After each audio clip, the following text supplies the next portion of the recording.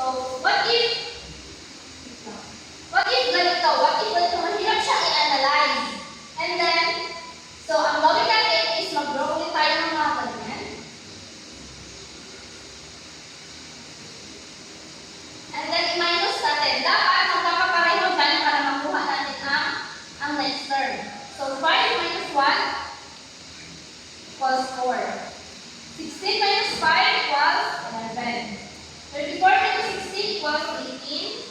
And 59 minus 34 is equal to 25.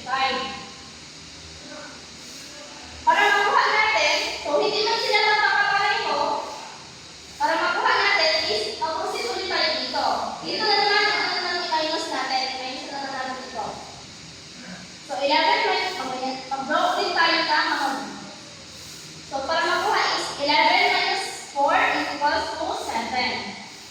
18 minus 11 equals 7. And then 25 minus 18 is equals 17. So para makuha natin, let's say na ang next term dito is 7 ang 7, 25 plus 7. So dito ang 25, magawa tayo dito ng 7. 25 plus 7 is equals to 32. Nakuha natin ang next term dito sa 25 dyan is dito i-minus natin 11 minus 4 equals 7, 18 minus 11 equals 7, and 25 minus 18 equals 7. So dito naman, malagay natin is mag-add na lang tayo ng 7 dito. So 7 plus 25 equals 32.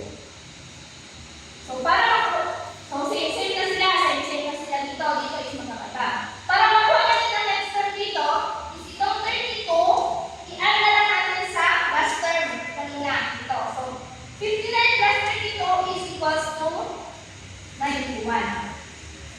So, ang next term natin is 91.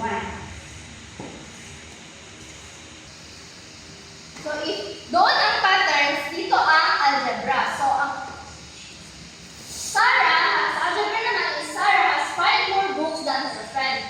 If Sarah has 12 books, how many books does her friend have? So, let X be the number of books her friend has. So, ang X natin is ito yung unknown variable. So, example is ganito.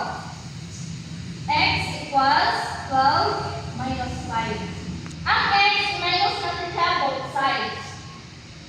Ang mangyayari is ibigay natin ang X equals 12 minus 5 is equals to 7. Ito ang unknown variable. So, 12 plus 7, ay 12 minus 5 is equals to 7. Ito yung na books ng friend ni Sarah is ito. 7 ang books ng friend ni Sarah. The next one is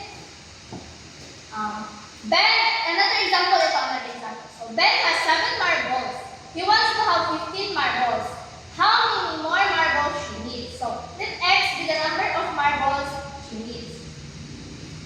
So, ganito ang mangyayari is X equals 15 minus 7.